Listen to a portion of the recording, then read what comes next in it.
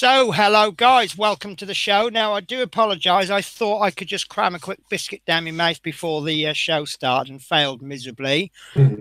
As always, I'm Penny. With me today, not one, but two fantastic people. First of all, we've got Horlicks. Hello, everyone. How is everyone? Hello, Chris. And secondly, we've got Dave Say. Hi, everybody.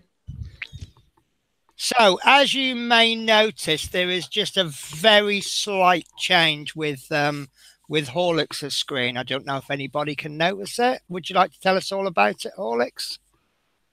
Well, I think hopefully everyone can see it for themselves. But yeah, I've had a little bit of a change up because I was fed up with seeing a tumble dryer in the background and a Hoover, as Chris Camplin pointed out a few weeks ago.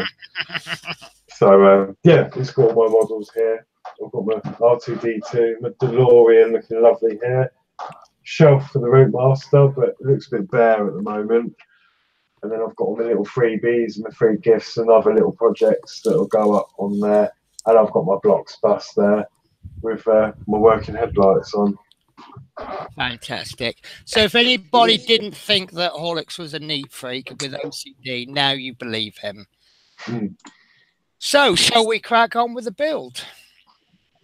Yeah, okay. Okie dokie. So first thing we always do is check the parts. And today we are going to be fitting the left front wheel arch and a fog lamp.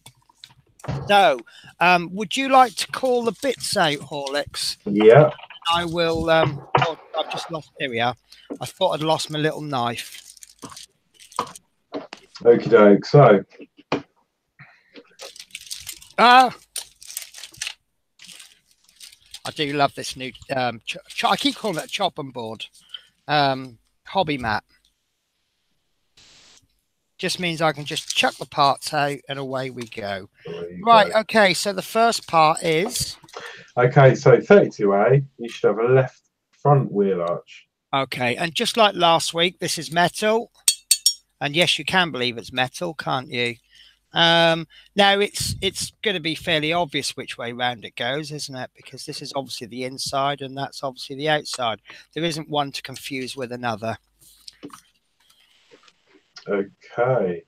Next we've got 32B, which is another mud flap. Okay, exactly the same as last week. It's even got a little L on it. So yeah, a little rubbery material. Yeah, there you go. Okay, 32C is a fog lamp. Okay, and one fog lamp, and it's a plastic part with with a kind of a chrome. Can't remember if I'm on. There we go. Is that like the headlights that we put in, like the actual headlights? Is it the same sort of thing? I do apologise. I've just lost you for a bit there, Horlicks. Oh.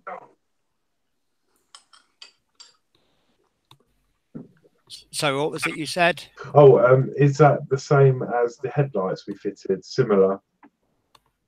Yes, it is. It's kind of like chrome-plated plastic, if there is such a thing. Right. Okay, so.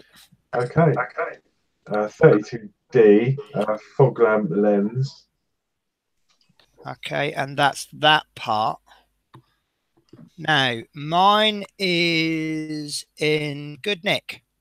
I did see a mark on it, but it looks more like a fingerprint than anything else. So I'm happy enough with that.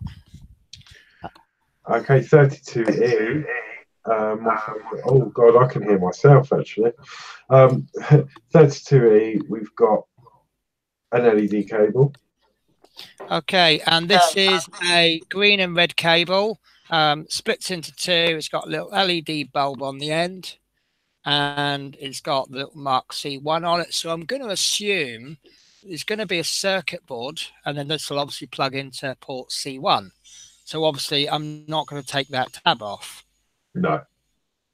Yeah, that looks the same way as the DeLorean's going. And there's, and there's a connector there that I recognise these from Millennium Falcon. It's the only thing I've built with electronics. And they also look like the same sort of connectors that I have on the printer. Okay. Okay, yeah, 32F is, it looks like an oil can. Right, now, myself and Dave were having a quick chat about this. We think this is the windscreen wiper reservoir. Now, we're not sure if that's a permanent fixture, but with the handle, I wondered if it could be a case of when you buy these in like 5-litre bottles, and then when it runs out, you just sort of jam it in and then put the tube in the top. And then when that's empty, you just pull it out and put a new one in. But Mike seems to think that we top this up. So I'm not sure. I looking at the colour of it reminds me of some like parts I had in one of my cars. So I'd be more inclined to go with Dave's suggestion. But it just looks coincidentally like a 5-litre bottle of things that you would buy with the handle on it. But it's plastic, it's hollow. Is actually you could well, it's nothing on the bottom, but yeah, well, we'll see what happens with that. Okay. 32G is cable grips. Okie dokie. So these are little plastic like can I call them sausages for want of a better word? And there's a hole on one side with a locating pin on the other. I don't know, what would you call those? Ovals. And there's 4 of those. Okay. And then we move on to the screws. So we've got PM, CM. So PM screws, which are the little top hat ones. Yeah, flanged screws. Flanged screws, that's it, sorry. Yeah. Oh, that's all right. Yeah, I mean, it took me a while to remember that. I used to say screws with washers built in. Yeah, that works for me. You know, but yeah, CM screws. Yeah. GM screws. AM and DP. So all metal screws apart from the DPs. Okay, so I'm slightly disorganized today. I forgot to organize my screw pot holder. CM, DP. So I do apologize. Flipping useless, I think, is the word I'm looking for. AM and PM. So, okie dokie. So what I'll do to save a small amount of time, once we get to those screws, I'll pop them all into the pot. Normally, I normally just go for it as at the beginning, and it's all organized. Okay, so stage 1. Yeah, and just before we start that, maybe it's worth getting the washing up liquid out. What you mean by highly organized bottle that's in front of me? Oh, there you go then. All done. I just want to catch up with the chat. Sorry. Teddy Connor says that your room is looking good. Lots of high all and high Daves and high pennies and high Horlickses.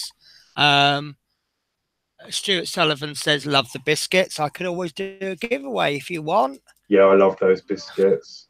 They're good, aren't they? They do another. Another type that are quite rare, and they've got chocolate coating on the top. Oh, that sounds even better. Yeah, but they're really hard to find. Teddy Connor says, oh no, dreaded cables. Now, I've never really had a problem with cables. I've got to be honest with you.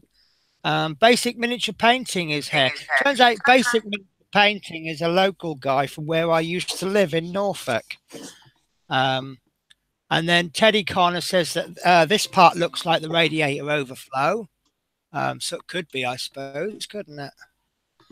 And then it's cable clips. So you just call these cable clips, would you? Cable clips will always look like that, I assume. Yeah. Okay, yeah, they're fair the enough. same on the other builds I've done as well. Seems to be pretty standard. And Kenneth Milford says that it is a radiator overflow. Okay, so we'll call it radiator overflow for the benefit of this video. Oh. So Okay, so step 1. Take the wheel arch 32A and the mud flap 32B. Technically, you have part 32B the right way round to match the diagram. So you want the cutout on the left-hand side as you look at the image. Okie dokie. And then identify the 3 fixing points along the lower edge and fix the mud flap in place with 3 PM screws.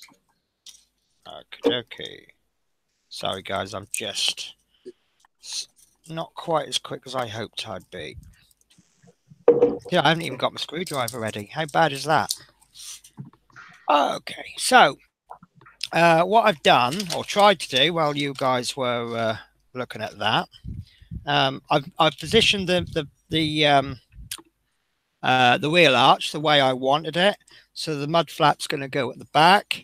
Now I've positioned it this way. I was looking at the diagram, and I can see it with this notch that wants to be on the outside. And also I remember from last week, we've got the L on it. And last week we actually covered that L up. So we put it on that way. Okay. And then I will just check my screws. And I don't think I did washing up liquid last week on these, did I? No, I don't think you did actually.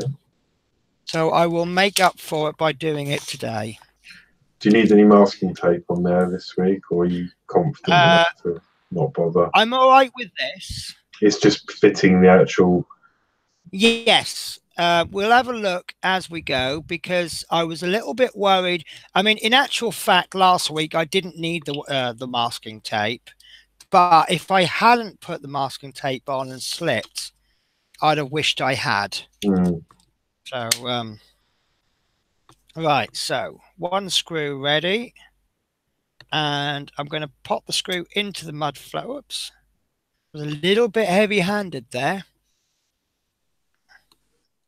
So I'm gonna practice what I preach and say we're not in any hurry, guys. The next issue, it doesn't come out till next week. So I'm going to line that screw up.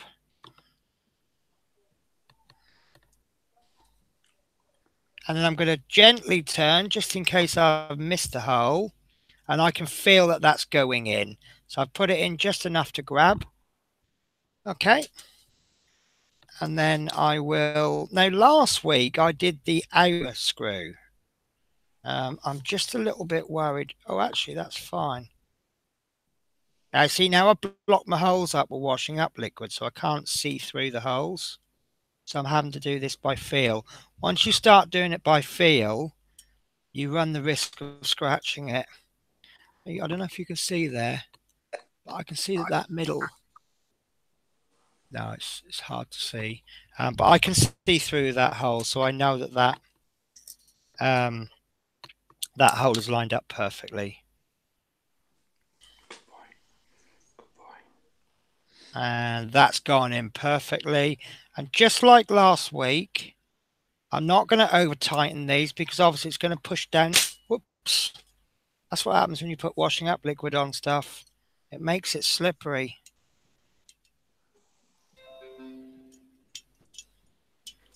So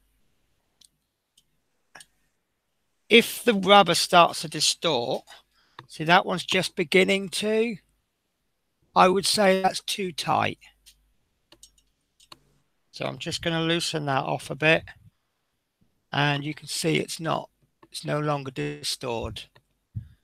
If it starts to push the rubber outwards, I would say you got that in too tight. Yeah. And that is, yeah. I'm happy with that. Yeah. Okay, so that's stage one complete. Brilliant. Okay, so stage two. Take the fog lamp 32C, identify the fixing point on part 32A, and then fix the fog lamp in place with an AM screw. Okay, so using my mudguard as a guide, we know that the mudguard is going to sit behind the wheel because that's what they do on the back wheels. So we know that this is the front and this is the back. And the only fixing point I can find is this one there. And I'll just check, locate and peg in. and that lines up with the screw hole. So I'm just going to have a quick double check. I want to get a reference shot. There we go. So I can see that probably is in the correct place, because if you can't see the wheel arch there, but you imagine if you look at the front one, it's going to come down to about there where my thumb is. So I would say that is correct. Okay, and can you remind me what screw I'm using for that? Yeah, you'll be using an AM screw. AM screw. Okay. So I haven't got those ready, which I should have done. There's only 2 of those, so I assume this is the only time this week we're going to use AMs.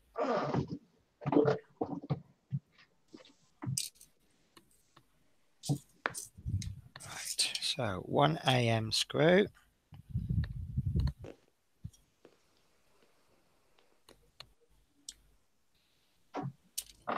Just be careful because this is so shiny. There's no friction, so there's nothing holding it in. Guess what I didn't do? Washing up liquid. You've got to make a habit forming, haven't you? If you're not doing it all the time, it's very easy to lose the habit. I did have a point where at one stage where I was like, oh, do I need to put that in? Oh, hang on, no, it's a plastic screw. Or, oh, yes, it is a metal screw.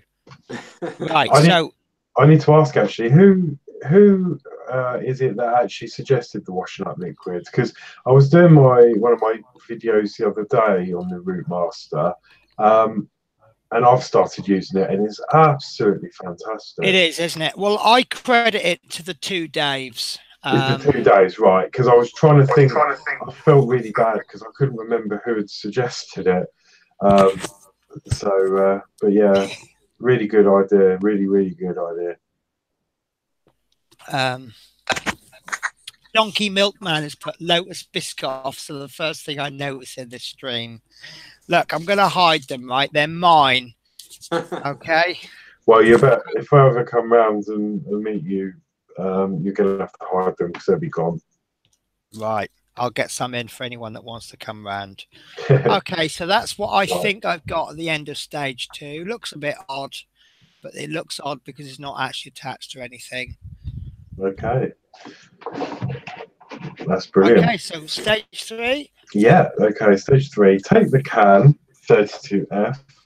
On the bottom, there was a locating peg and a screw socket, which align with corresponding holes on the front wheel arch.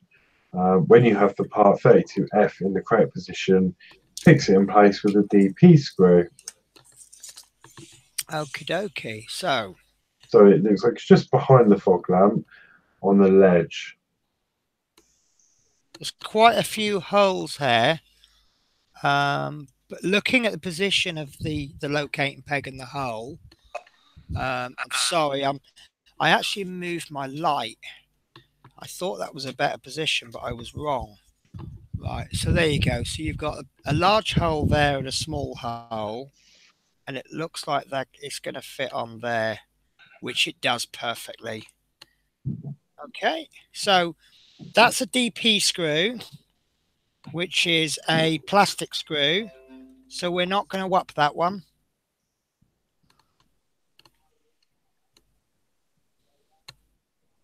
So also another thing about this, it doesn't just screw the screws in nicer. It seems to hold the screw on the end nicer as well. Mm. So is that another 3 we've just sold by me saying that? I keep trying to find Aurea because I think they should sponsor this stream. Yeah. We should get a kickback because we've directly and indirectly sold so many of these. Yeah. And you know what? I am really tempted to order another set just as a backup in case anything happens to it. Yeah. I mean, at the moment, I've got a private place on my shelf, like as part of my models, but I don't see you as a crying person, but I imagine if your Oreo screwdriver broke, you probably would be tempted. Yeah, no, I do get very funny about things, and I always like to Right. have spares. I've put that on. I've screwed that as far as it'll go. Do you remember the expression I used to use, reasonable force? And I'm happy with how tight that is. There's a slight bit of flex in it, but I think that would help it if it got damaged. Okay. Okay. So if it got knocked. Yeah. So stage 4. Stage 4. Oh, I need to change the page. Okay, so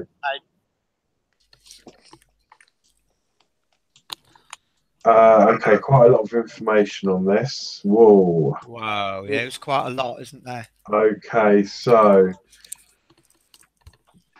let me. What would you rather? Do you want me to read you the little note first or the instruction? Let's read the note first. Okay, so it says note that the cable 32E has a connector at one end. This end goes towards the rear of the bus. Step 5 shows the correct position for this end of the cable on the frame. When fitting the cable, ensure there is enough free at the front for the LED bulb to reach the fog light. Oh, you bugger. Sorry, you might have just heard me swear in the background. Yeah. While you were reading that, I was just getting my chassis ready, and I've broken that pipe yet again. So I'm not even going to fix it until we get to the end. Sorry, complete change of subject there. Right.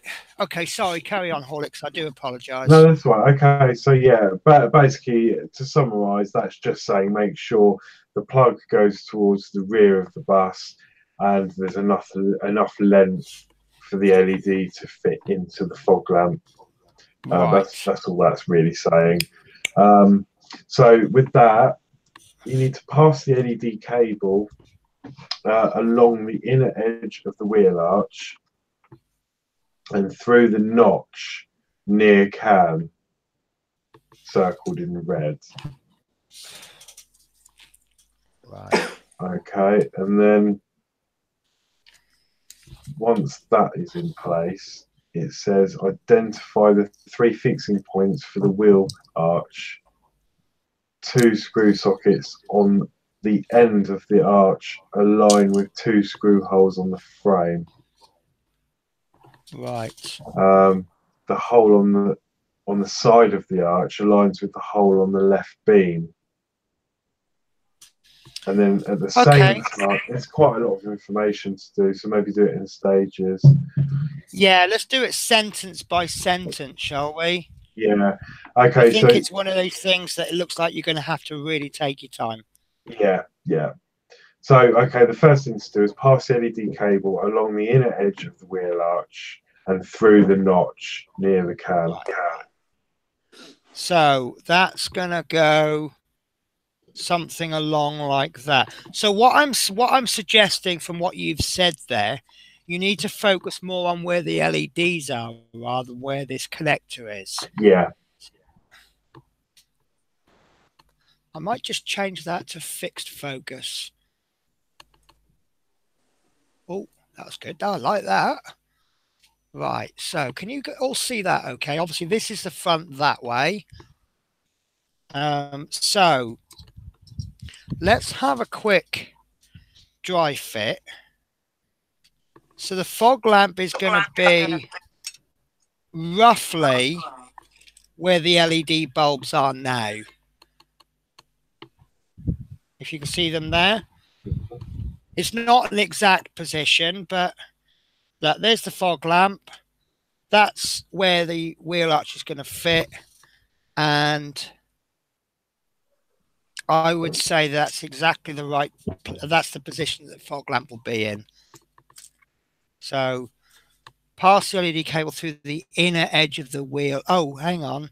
Oh, so we do actually have to put it on now. Yeah, that's it. And then drop the LEDs through the notch in front of the cam. Right, hang on. Right, pass the LED cable along the inner edge of the wheel arch and through the notch near the can.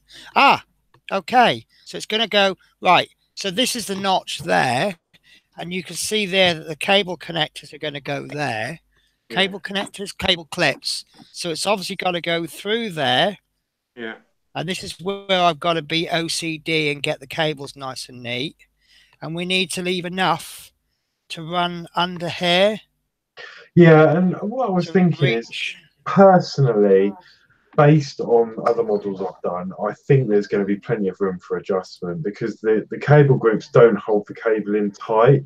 So I think it's going to be easy enough to sort of chivvy the wire left and right once it's fitted.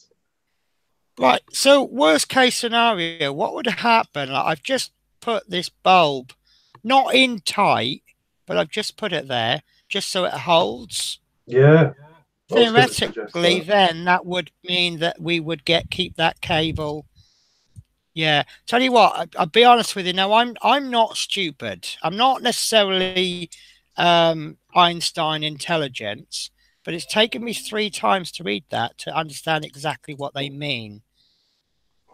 So that is going on like, and there's another cable clip bit there. So that's going to go there. Okay, and I'm going to pull a little bit extra through.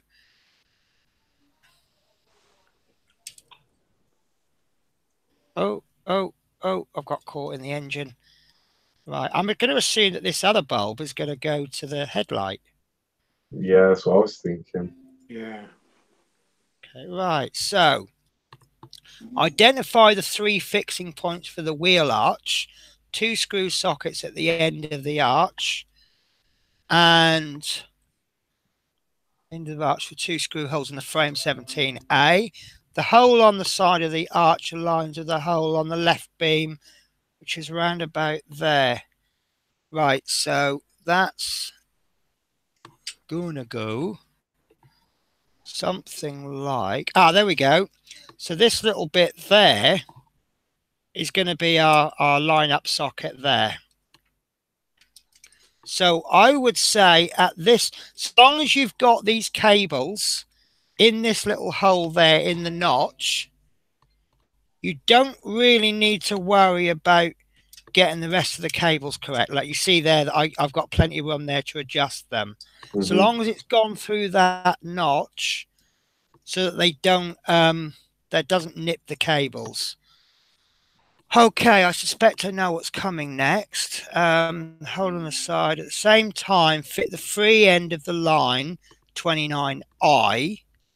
And this is this line there, the one that's been bugging me. That's going to go into the can. Yep. So that is the overflow as Teddy said. Can we give a brownie point to 2 people on the stream who spotted that? But that's, oh, there we go. It's gone in. It's a bit of a struggle, but it went in. Excellent. Okay. So it's all coming together now, isn't it? The hole on the side of the wheel. Right. At the same time, fit the free end of the line 29I into the can 32F and the free end of the power steering pipe into the socket on the wheel arch. Right. Where's that then? I've forgotten where that is. Have I missed something? Right. 29I. Oh, is that the bit that you left out? Did you pipe out that you said you had to repair with the pin? Yeah. Thank you. Right. That would explain why I can't find it. 25I. Yeah. Into the socket on the wheel arch. Right. So I've got myself in all the wrong positions to do this. So that end goes in there. like so. Aha, got it. And that's going to go into there. Right. So I don't know if you can see this, guys. I'll do my best. Right, on the wheel, the wheel arch, the bit that's going to go on the inside, you see you've got two holes there for the cable clip. Now you've got a hole in front and a hole behind. The black bit that I've just put down and dropped, and now I can't find it because it's so small, is actually going to go into the front one, the furthermost forward. Now, if you were to try and put it in, as long as you put this bit into the engine, can you see that it's not actually going to fit the rear one? It's slightly longer than the front one, but it's far too short for the... so it's going to go in like that. Voila. Okay, and I'll try and get a better view. There we go. So there's the part that I repaired, which you can't see. Right, there's the part that I repaired there. And we follow it along. At the moment.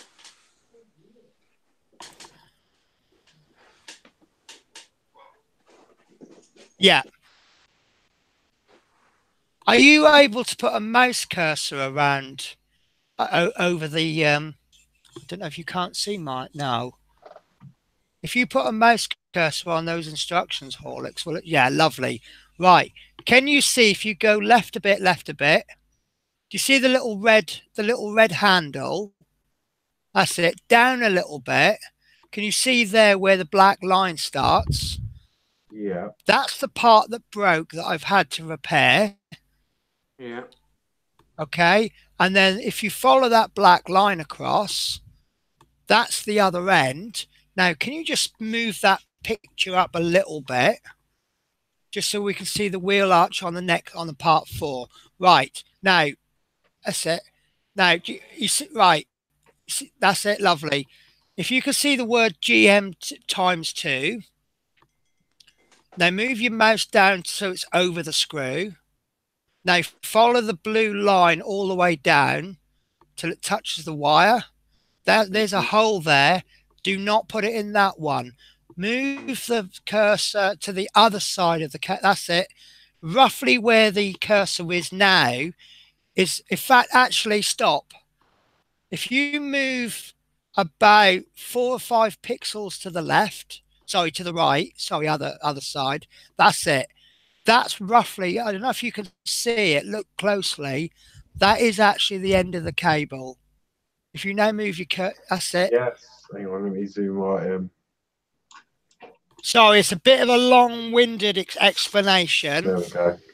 Yeah. So roughly where the blue arrow is pointing to a hole, which is obviously where that screw is going to go. Screw goes in there. Yeah. And then the hole there. Yeah. So I'm sorry if that was too long-winded. And then that obviously comes up and then into... Now, the decision I've got to make here, I think that will hold as it is.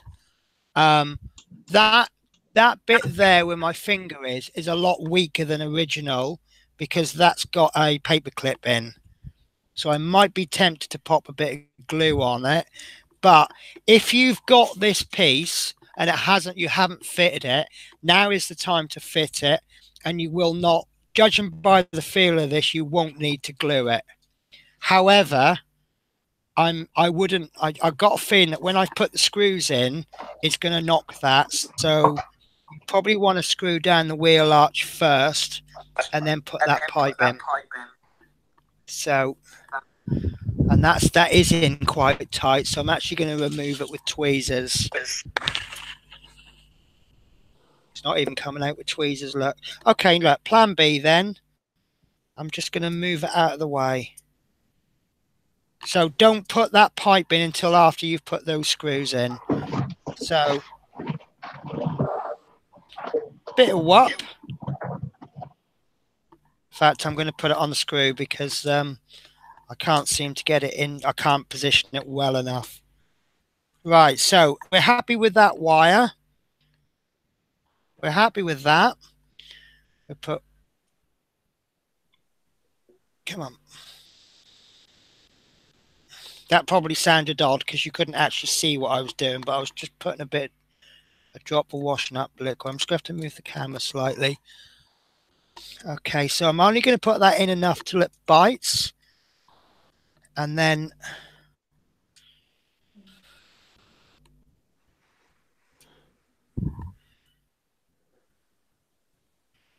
we put the other 2 screws in. I'm going to do this one because it's a little bit more difficult. I'm one of these, I like to get the harder ones over with first.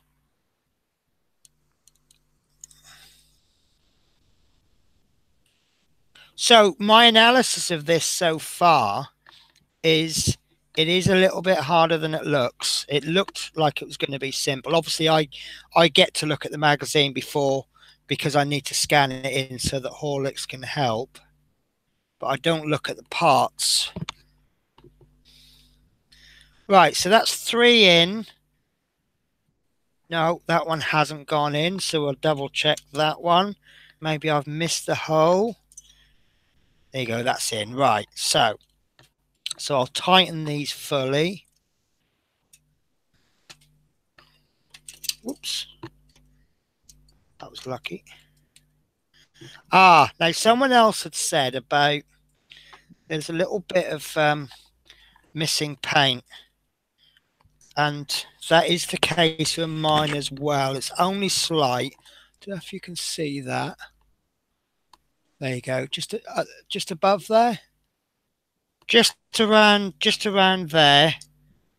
It's just where the paint hasn't got in. But I think it's more a case of you probably wouldn't have noticed it if I hadn't pointed it out. Mm.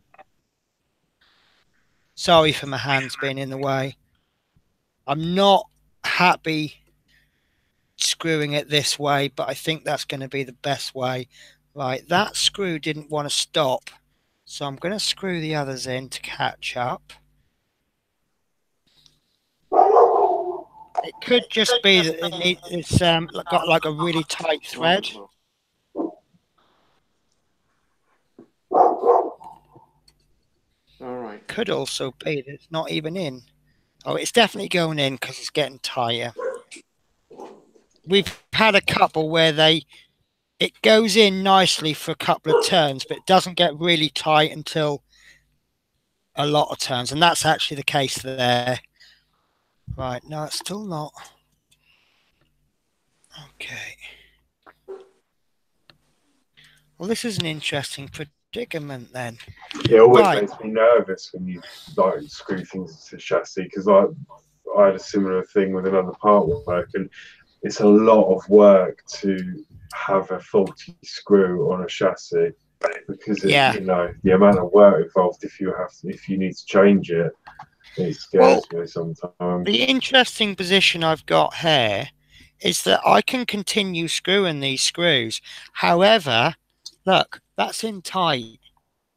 So I'm actually going to stop there.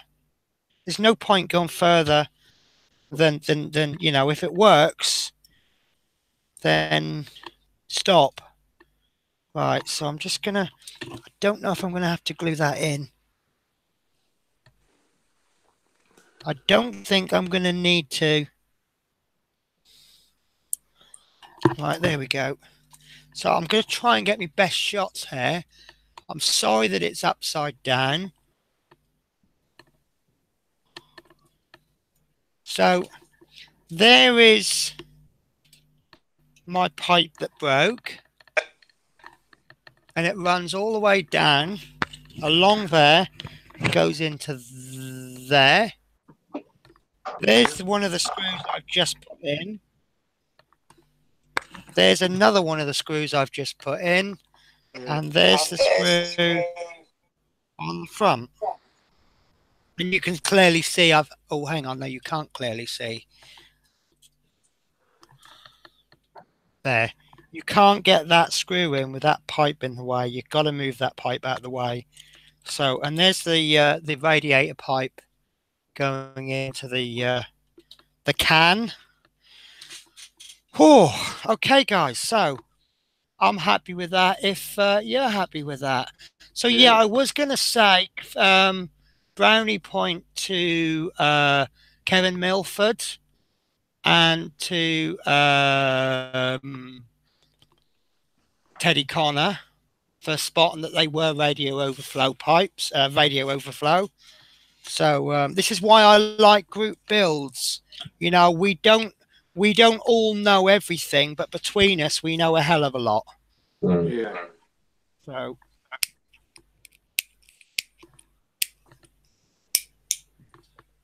So what are we up to next? Is that part? Yeah. Yeah, so that's it. Okay, so moving on to step 5. So we're working with those cable tabs now. Okay. So take the 4 cable clips and identify the fixing points. Each clip has a peg that fits into a socket on the subframe assembly, plus a screw hole. No, we've indicated the peg positions with dotted lines for the 2 clips on the left. The other 2 clips are fitted in a similar manner. The fixing point for the clip on the right is not visible in this diagram. Right, you are going to hate this, Horlicks, because of your OCD. I can absolutely assure you of that. Right, so what we've got is that what I've spotted is that every single one of these needs to go hold down that way. Yeah? Mm-hmm. Not that way. Not that way. So it's going to be a little bit fiddly to work with. So I'm going to work this end closest to the front because that's got less space to work in. And I'm going to just quickly get my tweezers. I think that'll make life just slightly easier for me. Yeah. And I'm going to use my flashy round the corner tweezers. Right. And I'll also get the CM screws ready. Right. So check I've got enough. I think we're going to need 4 in total. And I have 5. So. And maybe it's worth just quickly checking that the LED is still in place before you screw that in. Good idea. It probably is, but it doesn't hurt to double check. Yeah, right. So, okay. So there's my LED in place.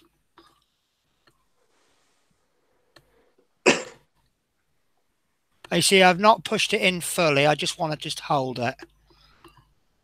Okay, so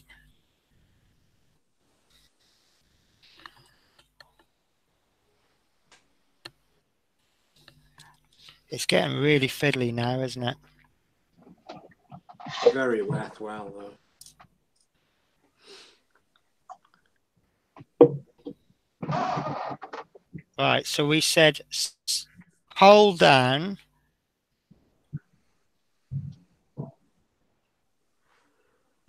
Right. I've got another pair of tweezers. I'm just going to use that. See, I'm trying to be all Horlicksy here. Get my cables neat. That's not working. Right. So, line up the screw. This might not work, but I've just put the screw in enough so that it bites. And I just want to move that around so I can get the locating pin in. Lovely. And then I'll give that an extra half a turn or turn. No, and I've lost a lot. There we go. Oh, you're slightly off camera there, Penny. I'm so sorry. I'm trying to work. I'll be honest with you. It'd be easier if I did. Oh, hang on. I've just had an idea. I'm trying to work to the camera, but the camera is in the way. Let's go for the old zoom, and then that way it gives me more room to play then. There we go. It's not, the quality's lost a little bit, but you can see what I'm doing, and I've got more room to work in. So Yes. Tommy, Loving those flat cables. do you like that, do you? Yeah. That's interesting.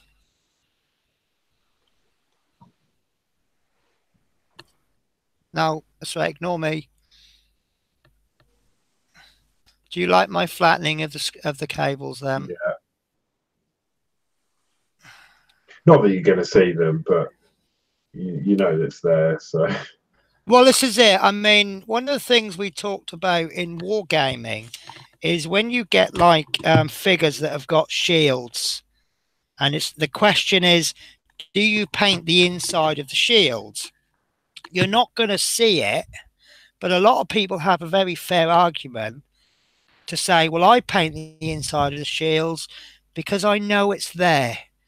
And if I didn't paint the shield, I would know it's not painted. Right.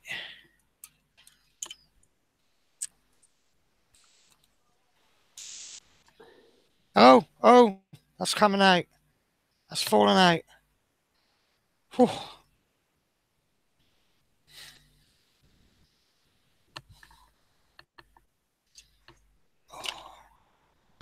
Okay, that's good. That's looking good. The locating peg is now in enough to hold it. It's not going tight though.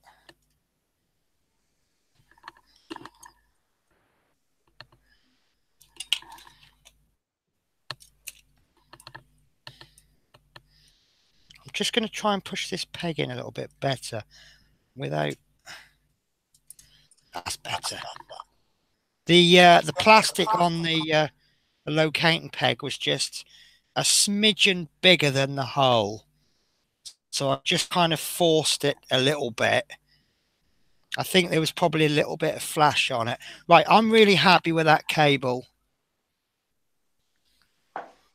The big test is, do I get the seal of approval from Horlicks? Yeah. I know. I am a bit funny when it comes to... I'll tell you what. Oh, I see. Saying that, it doesn't... I'm not always... With the DeLorean underneath the seat, it's a bit of a mess, but there wasn't really any hope for it. There was nothing I could have done. So The thing is, if these cables are flat, they're actually longer, aren't they? Mm. Yeah. Right, on this one, I'm gonna have to put one on top of the other. But they are slightly twisted. They're not twisted enough that they're scruffy. But, oh, there you go. I've twisted that one. So it's all nice and uniform now. That's going to annoy you, isn't it? I'll let you off this time. Oh, thank you. No, you won't. Yeah, I know, but I like it neat as well. As neat as I can. Sometimes I get to a point where I go, oh, sod it, that'll do. But the effort should be there. Okay, that's twisted again. I am actually going to spend just a little bit of time. Actually, if I do that, put that in left-handed. There you go. I'm sorry, that is just ever so slightly twisted. Right, there we go. Suppose you could have taped them.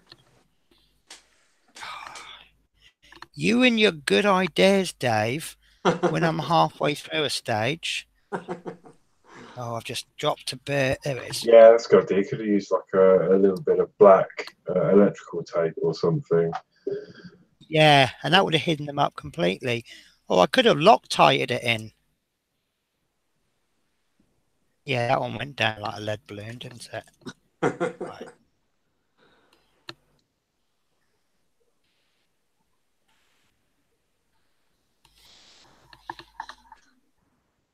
So this one is, believe it or not, a lot easier than the last screw because obviously I've got more space to work in. There we go.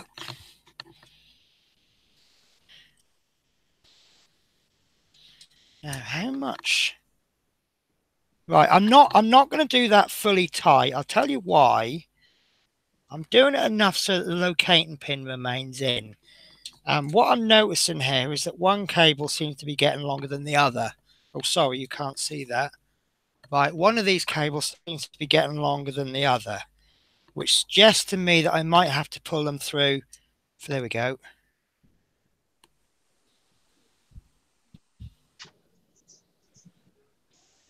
So, right.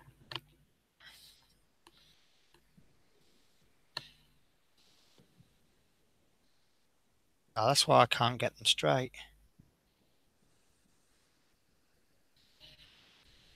Right,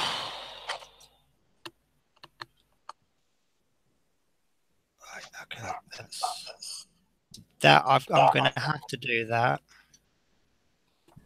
Right, so the next one is going to go down and into there. Now, does that match? Yeah, it matches the image in the magazine. Yeah.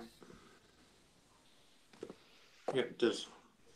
What I'm worried about there, though, is how is that going to get connected to the next stage? Because there isn't going to be an awful lot of play there. What it'll do, it'll be like the DeLorean. You'll have the circuit board wherever it goes, and then you'll have a wire that you plug into the circuit board, and then when you actually bring the like the body to the chassis, I expect you'll then connect things up. Do you think it might go through the bus floor then, Horlicks?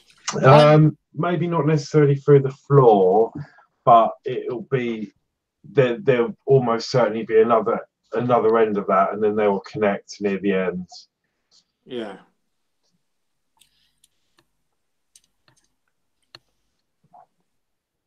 I'm not very good with electrics. Mind you, you've got to be careful because I had a lot of issues with the wiring, and the manufacturers had put the wires in the wrong way. And being an LED, obviously the polarity is really important. Right. So I found I had to do a lot of amendments with mine. But obviously this is a different subscription. So hopefully everything will be good. Hopefully so, yeah. Yeah. See, now I've got to confess, so long as everything works, ultimately I'm okay. You know, any bits of dodgy paint, if it's on the inside and not on the outside, all the bulbs work and everything. There you go. That's gone in really nice, actually. Right. I tell you what, I'm gonna. Oh look, I can even get the little tab neat as well.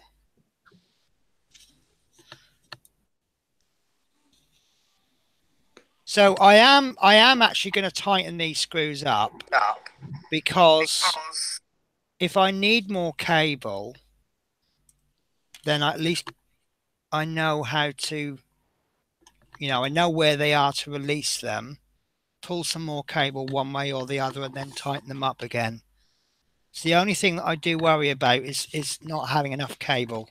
I mean, the only thing I can see difference though with what you've done in the magazine is that I don't think how much difference it's going to make, but that plug should be a little bit more towards the back of the bus.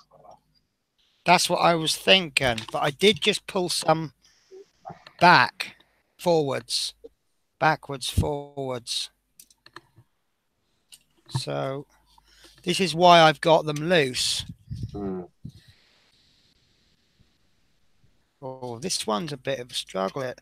The locating peg wants to pop out. Oh, there we go.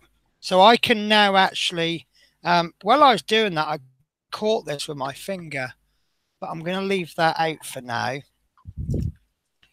So that there's quite a lot of cable left there, and right. I can get the fog lamp one a little bit tighter, because it looks like I want to get it exactly the same as the magazine, which I think I'm going to have to, because it looks like this space there is a nice convenient place. I don't want to tug it too hard.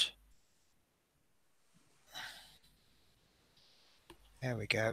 I'm just tugging one area at a time. Now I might actually need to tug. Right, okay. I'm desperate to keep that label on. There we go. There we go.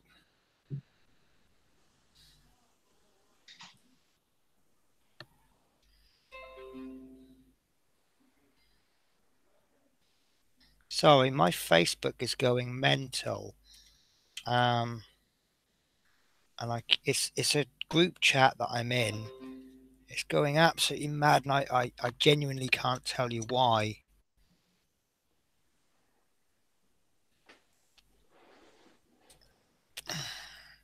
Man two, Right, I think, okay. Kenny, but it'll have to wait, I think.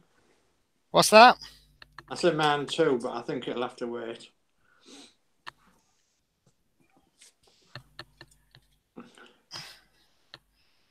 Okay, I'm happy with that. Nearly. Yeah. Okay. I may possibly have tightened this a bit too much, but oh, I thought that I heard a click, and I thought the locating peg went into position, but it actually fell out of position. But as long as you keep these screws so that they're still in the holes, that's all right. Yeah, it doesn't want to go in that locating peg anymore. No. It says been there, didn't like it there, I'm not going back. Right, I might have to unscrew this one altogether. Okay, right, there we go.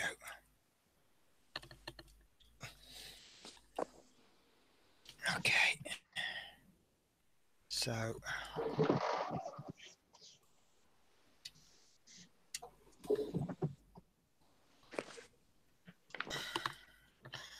right. Yeah, you might need to just push down on the locating pegs as you screw them in, because obviously screwing a metal screw, pulling a plastic bit, the plastic is going to lose every day. Yeah.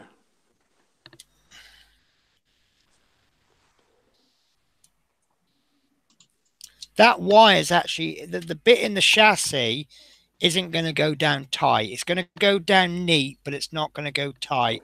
Whereas the bit on the wheel arch will go tight. Okay, it's not as neat as it could be, but it's definitely tidy. Yeah. Watch this space. Well, watch a space in about 27 weeks, 17 weeks, or however many, until the Horlicks releases his, and then you're gonna see how clean is your house style OCD job is. Right. So is that done then? No, we've still got more to do. I was going to say I can see more bits. Okay. Right. So let you take over explaining, because I need a pint and a cigar and all the good things that go with things.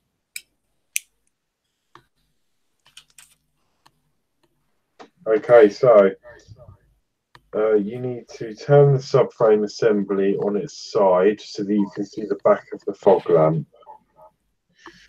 And then it says take care to protect the engine to prevent any damage.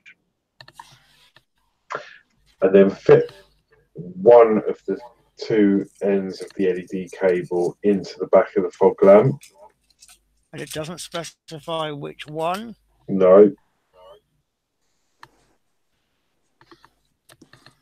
Right. Okie dokie. So what I'm just going to do, I had a box. Oops. Right. No. Okay. Forget the box idea then. Right. So whoops. I'll see. Something just broke on my table, but I don't know what it is. I'll see. Mind you, something's always breaking on my table, isn't it? Right. So I've now turned it on its side.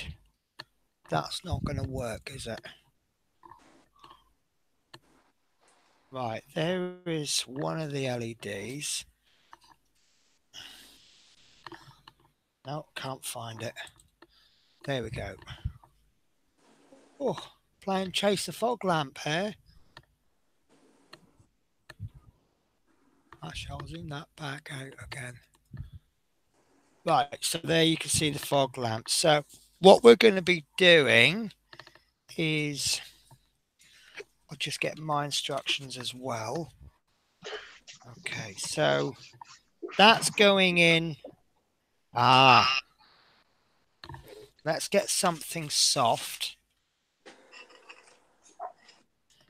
to pop underneath the chassis, and then I can turn the wheel then, and that'll give me a little bit more room. So I'm going to push that light in.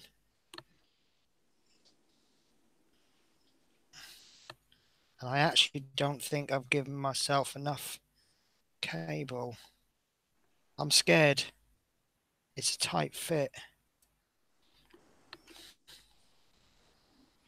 Right, I'm just going to have a little look. No, it's definitely round.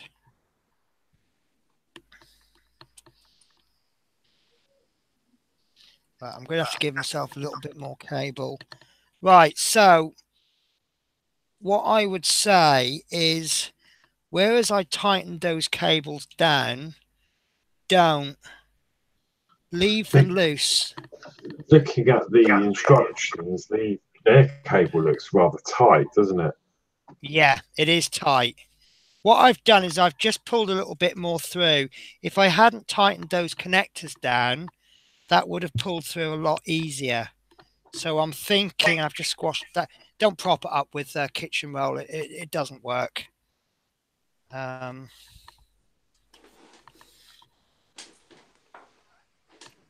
like the propping it up idea, so I can move the wheels. That's going to give you more room. There we go. I have a lump of foam for propping. There you go. Use this lump of foam, look. Right, can you see that in there? I've put my finger there, and then I've pushed it in as far as it'll go, and up. Whoa! I nearly lost the chassis off the side of the table. Yeah, I like that foam idea, Dave. I haven't got any foam here, actually. Yeah. It's Sorry, let's have a look, Dave. Sorry, can you just hold that up again, Dave? Modelling styrofoam. They use it for insulating freezers and things like that. Yeah. And you can cut it to size and drill it and screw it. And oh, so we could make a frame out of that. Yeah, absolutely. Brilliant. You can. Excellent. Right. So, are we doing anything with this other LED? That's going to go into let's try and cheat, shall we? Because that's actually the end of the build now, isn't it? We'll put the lens on. Yeah. So yeah, next fit the lens to the front of the fog lamp, and it's a push fit connection. Okay, that is a tight fit. Actually, I was worried because with the headlights, thank you, we kind of clamped it in, didn't we? That lens. Right. Okay, that I'm happy with. That's going to stay in. So that's technically the end of the build there, isn't it? Yes, that's it. So what I'm thinking now is, we know where Let's see if I can. This is going to be a bit odd. No, that's not going to work. Right. Trying to find the front of the bus now. There we go. Right, this is upside down. But if I now position this, because we can see that the fog lamp's going to go there. So if I position that over there. Oh, I can see exactly where the wheel arch is going to go. Right, so now we know where the headlight's going to be. So if we run this up. Oh, God. How's that supposed to get in there?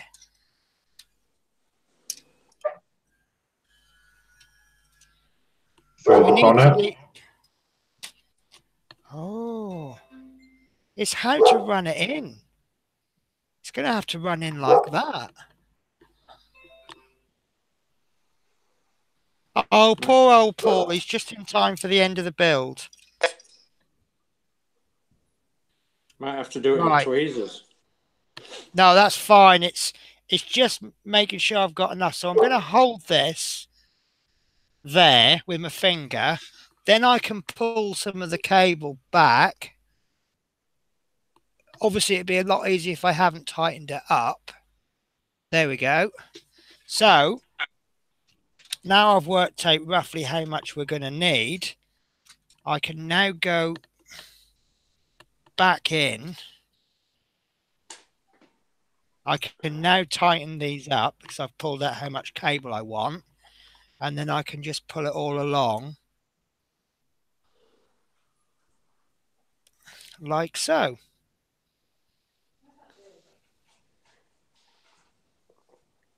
And I would say that's perfect. There's a small recess there. You can't see it. There's a small recess there, and this is going to go pretty perfectly onto there. This is all guesswork.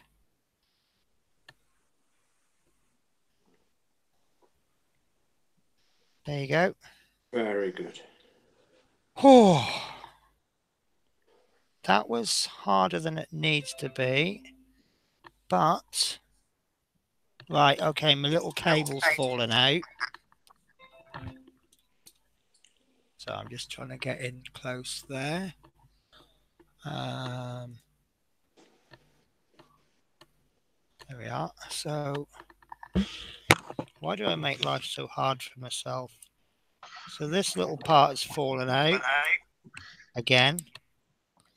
Yeah, it's more difficult when you're zooming right in, isn't it? Because it's not, you know, you move it a tiny little bit, yeah, and it moves it a mile on the screen.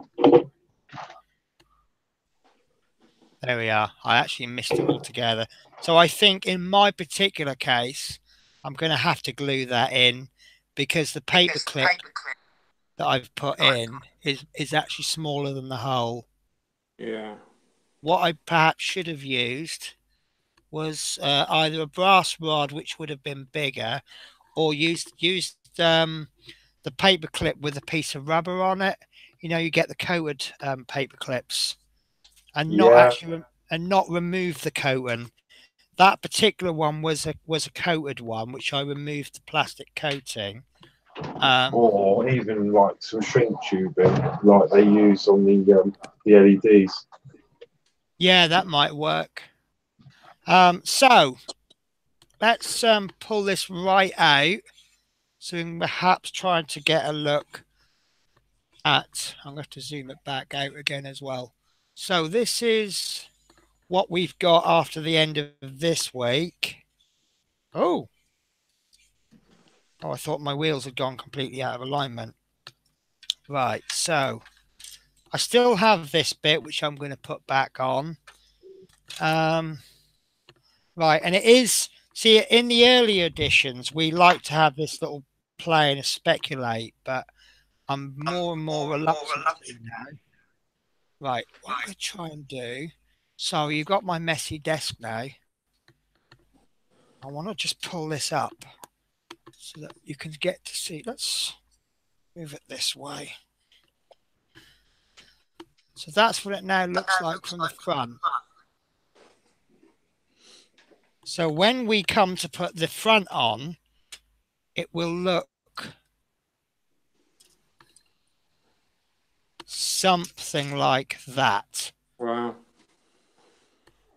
And exactly, I think Dave just summed that up by saying, wow. Now, we've obviously got a radiator grille to go on the front because there's 2 screw holes at the top there.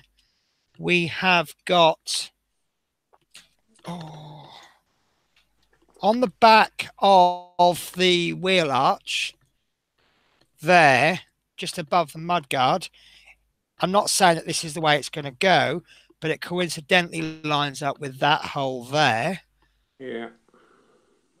And there's some other holes that I noticed line up as well. I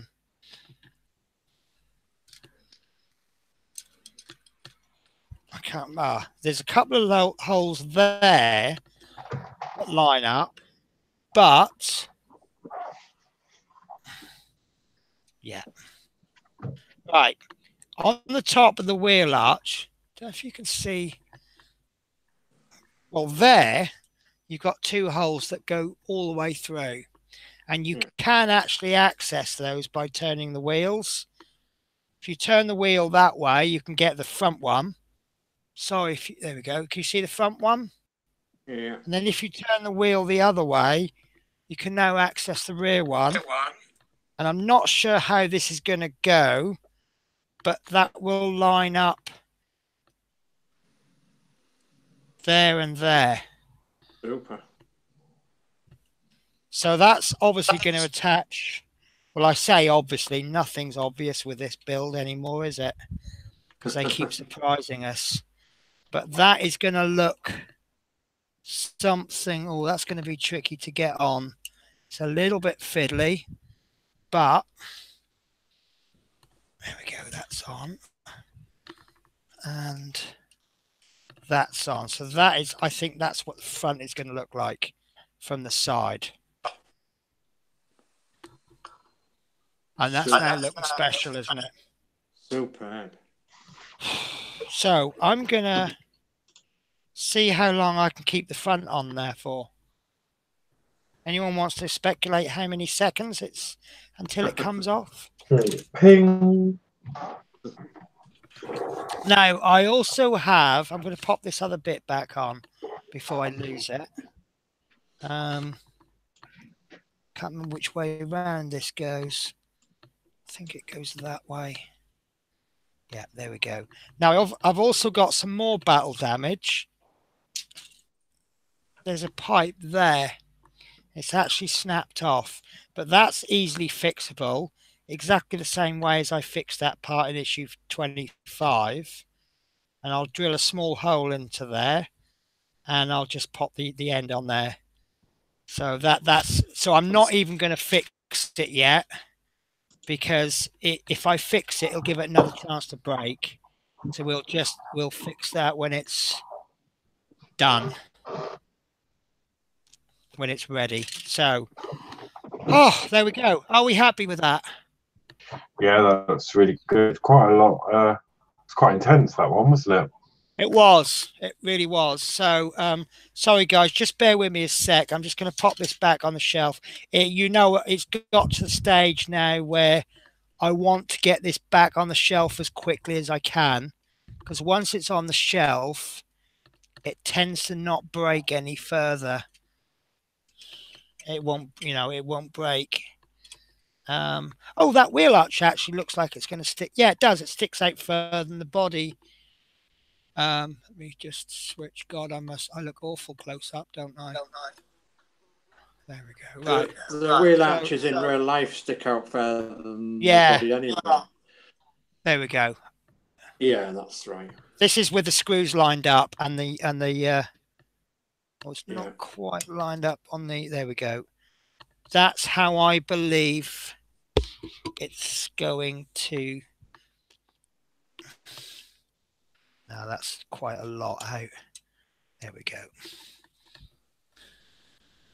I mean, I can already even guess what screw's going to go in there. Yeah.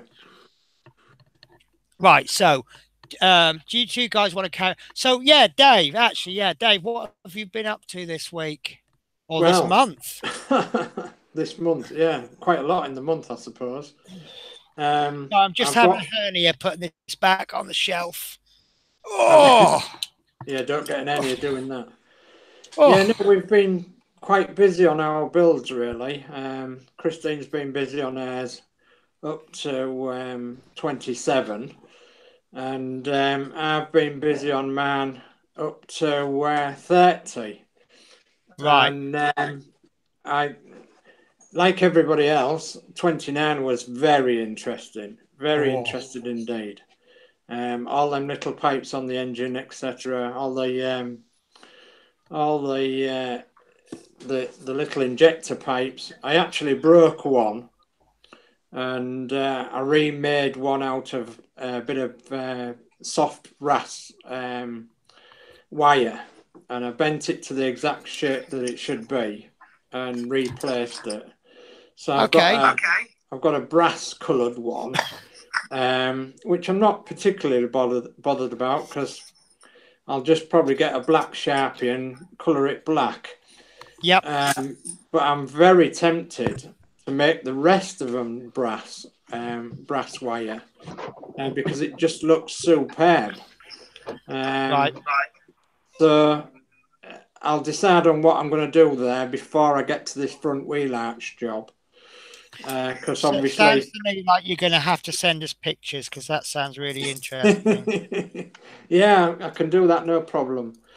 Other things I've been busy with is some sort of box. I've been busy and struggling trying to find a box to actually put our models in, so that they don't get damaged, and so that they're out the way of like the dogs and things, you know, and so that we can actually physically put them away, so that they're out of harm's way until like the following week, until we get another issue. So I've been looking at boxes, and I've actually purchased 2 lots of boxes that have actually been no good whatsoever. I purchased them with good intent, did some internet research, and it turns out the internet research was, shall we say, wrong. Less than adequate. Less than adequate, yeah. And it turns out that these boxes weren't anywhere near the length or even the height that we wanted for our bus.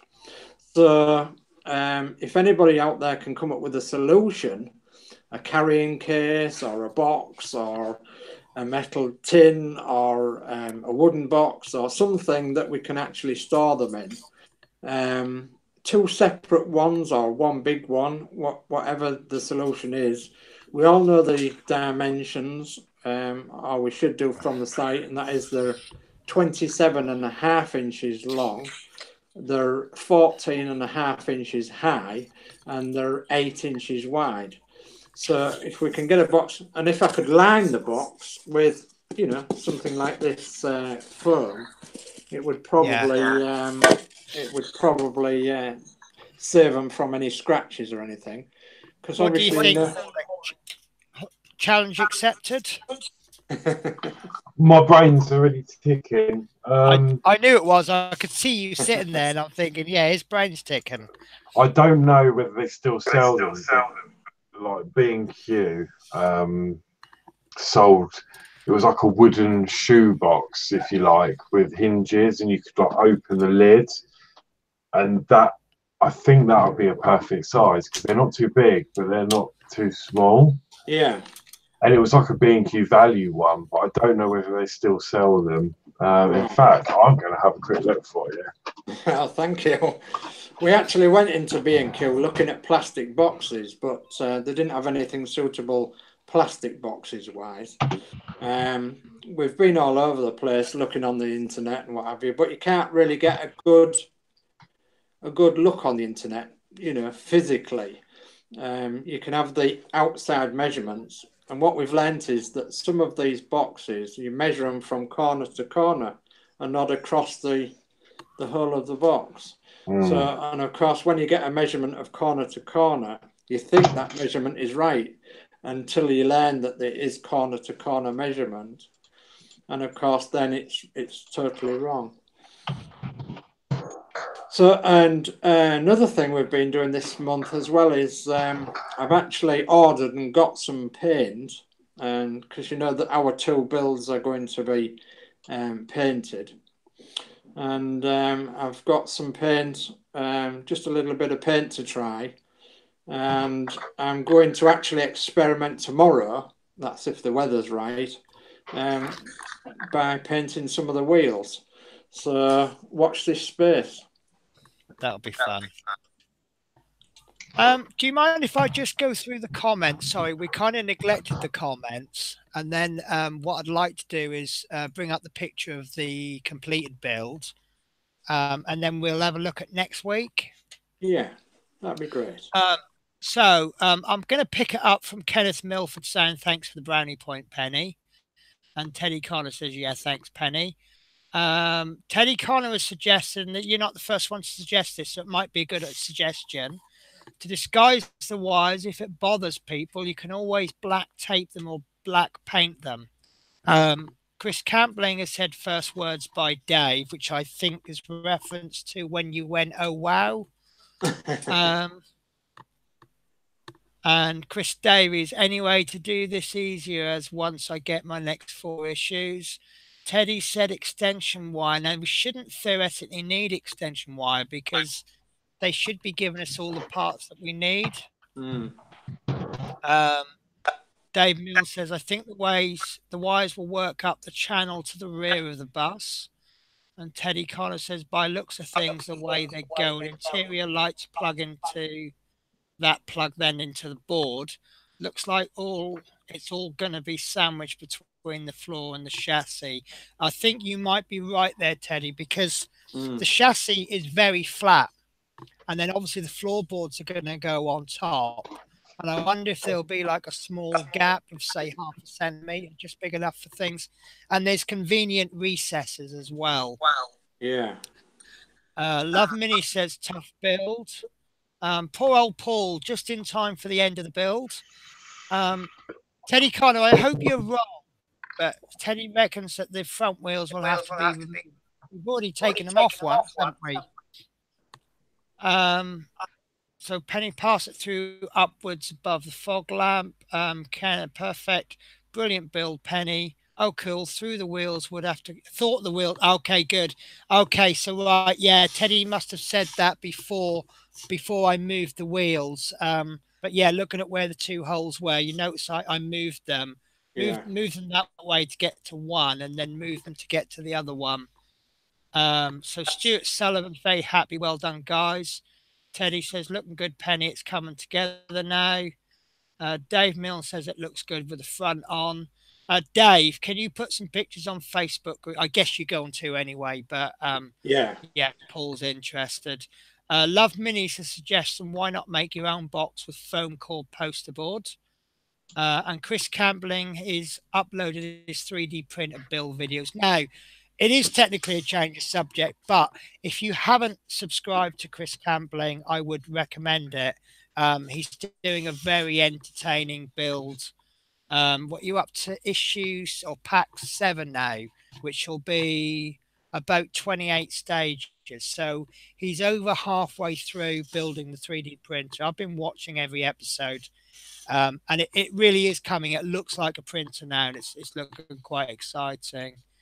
Teddy says, yes, Penny, bit like DeLorean. It's got wires running between floor and rear lights.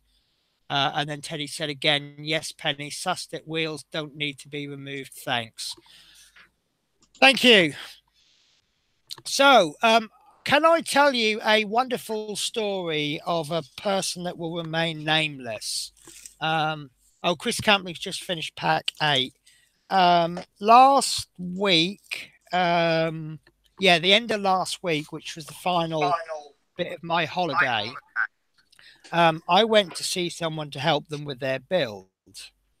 And they are watching now, so I apologize. I'm going to just speak as it comes out of my mind, but I'm not going to mention any names. But I believed that they were going to were having trouble, and I thought they'd have real problems with issue 29. So I went to pay them a visit, and I thought I couldn't spend that long with them, but it's about 2 or 3 hours by the time I got there. Now, they were supposed to meet me at the train station, which they had put their phone on silent. So I had to make my own way to theirs. And I got off the bus and I rang them and I said, he said, I'm just coming down now. And he says, I'm just walking down the hill. So I said, is that you there? Oh, no, it can't be you. That person's got a white stick. And they said, yeah, that's me. And I went, I didn't know you were registered blind. So basically, cut a long story short, this person who doesn't seem to have awesome eyesight, I'm kind of sitting there and I'm like, letting them get on with it, and they're doing a really good job. And when I say they're doing a really good job, I'm not saying a really good job for their circumstances. I'm saying that they're doing a really good job, full stop. They're making my build look less than ordinary. And and also, was it Paul? You were posting pictures of you and your grandson, and it kind of almost brought me to tears because, I mean, obviously we've all got our own individual reasons for doing this build, but we've got people who they're sharing it with family members. Some people are just doing it for themselves. Some people, you'd look at them and you think they'll never manage it, and they're doing a really good job. And I just thought I was really moved by that. And I'm sorry. I know the person is watching it, and I'm sorry. I had to say that. What I'm trying to say is you're awesome, but you're all awesome, every single one of you. So yeah, okay. I'm going to flick over to Horlicks now, I think, because I'm going to hide my teary eyes. So, well, what I will say is I've had a little hunt for a storage box. I don't know whether this would be suitable, Dave, but hang on, let me bring my... It's an idea. So maybe, I don't know if it's something that you that would be suitable for you, but something along these lines. Oh, look at that. They do it in different sizes, so yeah. I don't know whether any of those sizes are going to fit in because I haven't got the sizes offhand, but it's just an idea, something I thought. I can't find the original one I looked at. What's the seller's rating? Do they look like a private seller or a trade seller? eBay's changed a bit, isn't it? I've never seen it like that before. Oh, there you go. Sold by Stoller UK. Because does it look like it's a plain square box inside? Yeah, you've got different. They're all different, like depending on the size. Material: pine wood and plywood. What I can say, Horlicks, is that the box idea in itself is brilliant. That idea is absolutely brilliant. And me and my wife was actually talking today about building our own. Yeah. And if we had a pattern to work off, and they look a superb pattern to work off, and they're so cheap as well, aren't they? Yeah. So I would say you probably can't make that much cheaper than that. Do you know what I would do to expand on that? If you find one, because obviously you've got to transport it about, haven't you? Yeah. What I would do is I would flip that upside down and put 2 rails, one down the length of each side, about so big. And now, when I used to work for a very good and very famous courier company, not one of the bad ones that sling your parcels over the fence, one of the good ones, I bought myself a little trolley, and it used to fold up. It used to fit really, and I put some hooks on the back of my van. It could hook up on the side, and if you can put some little rails on the bottom. Sorry, I'll go on to me. If you put some rails down the side, you might then be able to slip the trolley underneath and then move it with the trolley. Yeah. Because it's going to be a heavy model. And then Yes. obviously if you go onto a show and you may have other models, you could then put the boxes on top, say 2 or 3 boxes, and you Yes. can carry them all at once. Yeah. Well, actually transporting them to a show is not a problem. It's I suppose finding that medium of carrying them in the first place. But that is the way we was thinking today. We was more or less thinking out loud together and thinking, well, you know, my wife actually likes a bit of woodwork, and you know, she's not wholly able to do it, but you know, I can obviously do bits and pieces. So, you know, that's the way we thought about doing it. The measurements are 699 millimeters, if that helps, Horlicks. I think it's 69.9 centimeters, isn't it? Yeah, so Horlicks, could you post a link to that? That won't, but yeah, these are too small then. But as an idea, if I physically bought one of them and said, right, I'll copy whatever jointing they're going to have with them boxes into a bigger box, that might be an idea. I'm just going to pause you a sec. Kenneth has said that he's put his photos of his build on his Facebook on Kenny Milford. Hope you don't mind me adding. Basically, my rules for chat is that if it's appropriate, I don't mind you doing it. If you've got any links or anything that you think is appropriate will be helpful for everybody, yeah, post them. That's absolutely fine. So apologise for that. So if you are able to come up with something, would you be able to make some plans and post them on Facebook? Yeah, I don't see why not. I don't see why not. If we come up with something, I mean, we've got plenty of time. We've got, you know, nearly 2 years, haven't we? So we've got plenty of time. And you know, we'll come up with something, I'm sure. I think what has happened in the last week, we've tried to rush things, and we really shouldn't rush things. You know, we've got plenty of time.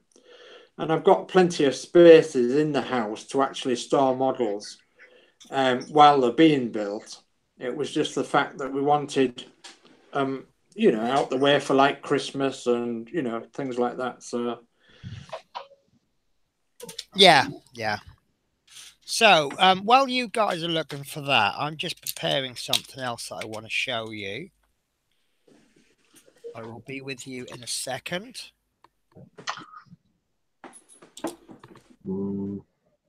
Yeah, it's difficult. I can't, that sort of size, there's just nothing.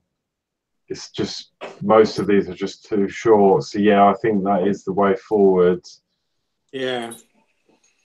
Well, what's this one though? Oh, we actually went to a car boat sale today to have a look, you know, just at a general car boat sale, to have a look to see if we could see anything that resembles anything, and nothing popped up at all. So this one's quite nice. Well, it's 100 centimeters by 40 by 40. That's still not, it's going to be tall enough, is it? 40 centimeters. No, I haven't got my ruler, Andy, so I'm working in inches more than anything else. But yeah, 365 high, I think it is, millimeters. So right. that's 36.5, isn't it? Oh, so that might be all right then. So there's this one. It's quite expensive. It's 35. Where's my? Here you go. Along these lines. They look good, don't they? They definitely look good. Yeah, I've got 3 hinges. Let me try and get a better picture. Yeah, now if they had some methods of like handles each side or something, then that would be, as you say, they are expensive, but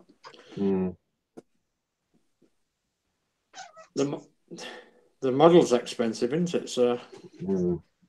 I mean, I say expensive. I mean, I suppose for what it is, it's not too bad considering some I've seen. But I think you could even buy some like kitchen cabinet handles or something and just screw them on. Yes, yeah. On the side or something. But no, just they do it in white, black, and like a beach effect. But just I'm thinking along those lines anyway. So yeah, that's that's definitely something similar to what we need. And they could stand on top of one another as well, couldn't they? So yeah, they're strong enough to do that. So thereby cutting down the space. Yeah. But that's helpful. Thank you. That's all right. Just a quick browse. It wasn't quite the box I was looking for. I found one in B&Q, but I had it a good few years ago now, and it was quite a large, nice, sturdy box. Similar to the first one I showed you, but it was a lot bigger, but it wasn't that heavy. And it was like a value type thing, but I think it was like £9 or something, but I can't see it on their site anymore, so it must be they've probably discontinued them now. Yeah.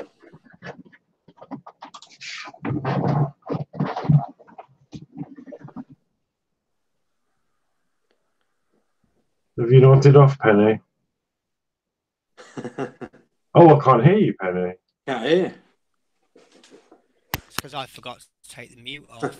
No, I was watching you. No, I've come up with a concept. Do you remember we were talking last week about the wheel wobble? Now I don't want to pull the chassis over, so this is just obviously the disc. But obviously the problem we had was that we've got this wheel wobble, as you can see. Now I came up with, I'll show you this. This didn't work, but this is how bad it was. That my original concept, I can't even get that hole in the middle properly. But what I've done is I've made a little wheel chock. Yeah. I knocked this up on, what did I knock it up on? Some program online. I can't remember what it's called now. And I printed it off. It took about 20 minutes to print each one. And it's got a flat top on the top and a little recess on the bottom with a little notch. And all you do is you pop this bit. You see you've got the two holes in the middle, but you've got this little bit there. And the notch just goes over there. And then the wheel goes in like that.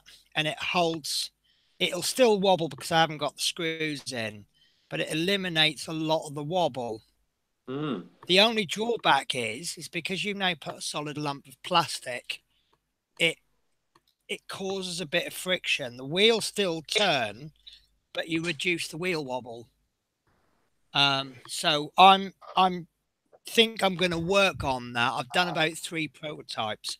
However, what I think is the real problem is this part here, which is the I think it's issue 6. I think you did this last week, Horlicks. Yeah. You know, you've got the little top and the bottom bit, and they go in there. I'm finding there's a lot of wobble there. So I've eliminated the wobble on the actual wheel, but it's still wobbling there. I think, yeah. Now, one thing I'm going to try, because one thing I didn't actually own when I did the wheel, which is something that I now can't find because there we go. I didn't own this. Yeah. So I'm going to give it a little tighten up. However, there is one other thing that I've found. Yeah, because I've got no wobble at that point at all on mine. Yeah. So I wonder if it's because you've tightened it up really tight. But I did have, I mean, and as I say, I mean, when I built this, I actually put, instead of the plastic washer in the through the end, I've put 4 metal washers in. Yeah. And then each wash, before putting each washer in, I I painted some washed up liquid on so that it sort of lubricates it all in there, and it's brought the wobble down a little bit, but it's not perfect. But I have found one other thing. I don't know if I'm going to be able to use this, and unfortunately I can't share sound with you. But I found this gear bearing, and oops, what it is, apparently this only works for 3D prints, because you can't physically get those bearings in, but that will rotate like a normal bearing. And the bit that really impressed me, I'll see if I can find the right bit, because like I say, there's no sound.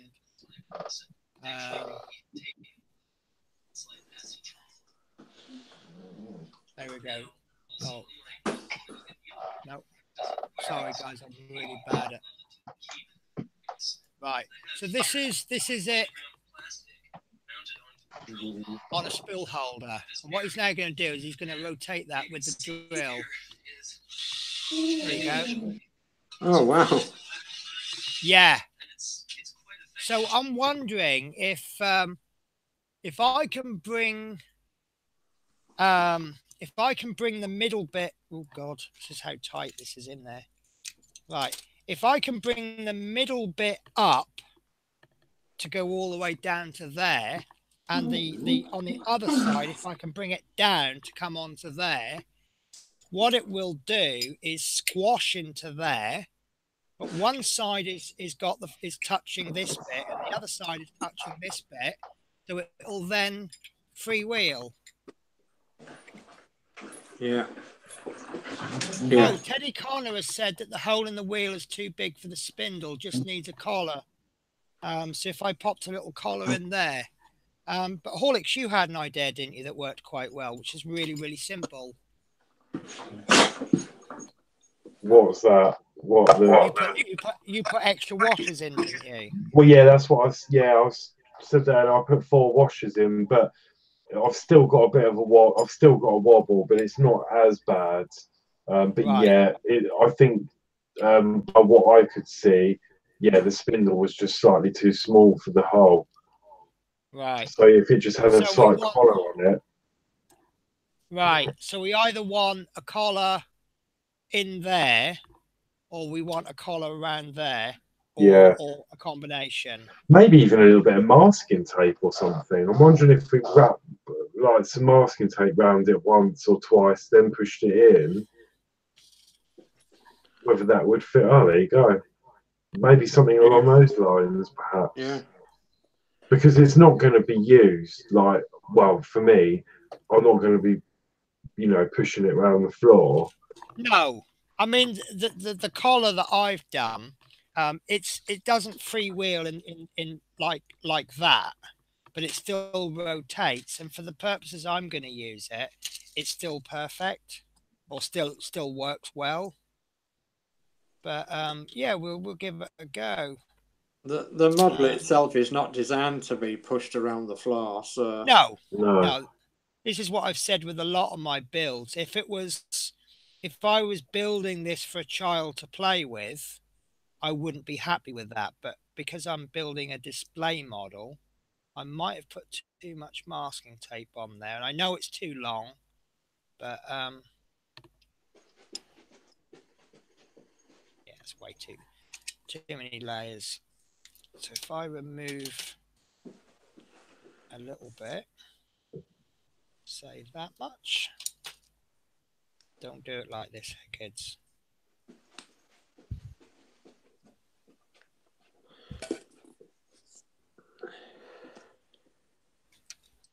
I mean, obviously, this isn't final. This is just a concept.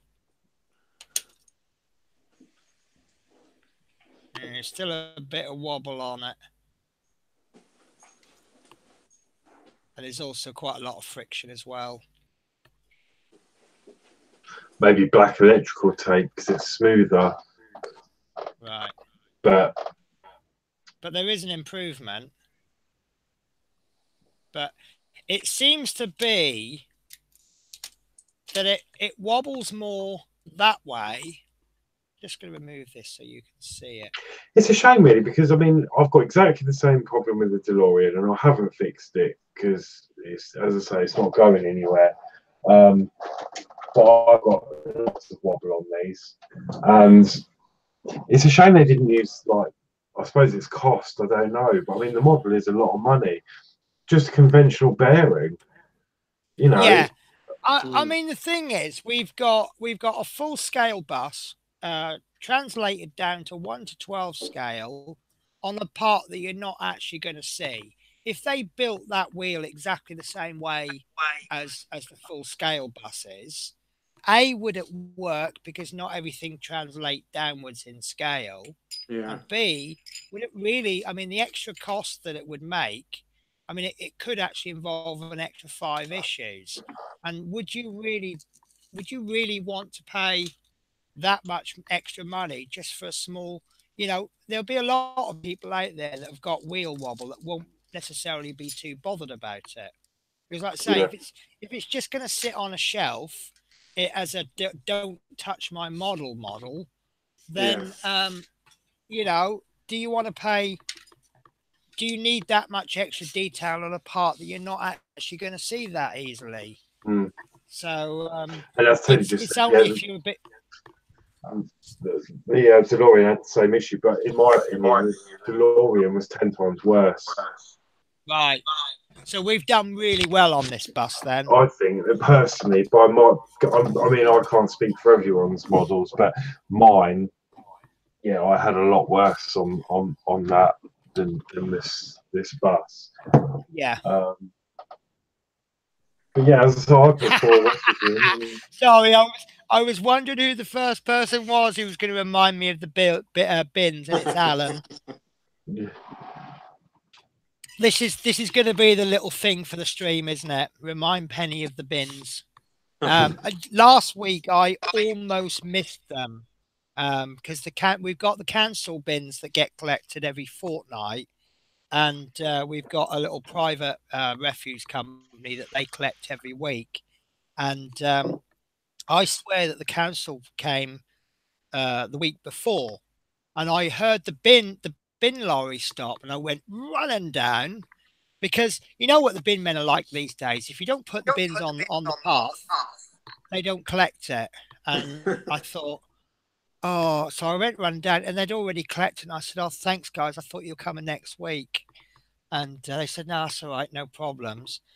But the problem we've got with the house is that the lock is actually stuck on the private refuse company bins, so people don't use it because you've got a lock on it and you unlock it, but it catches and you have to kind of pull it to one side.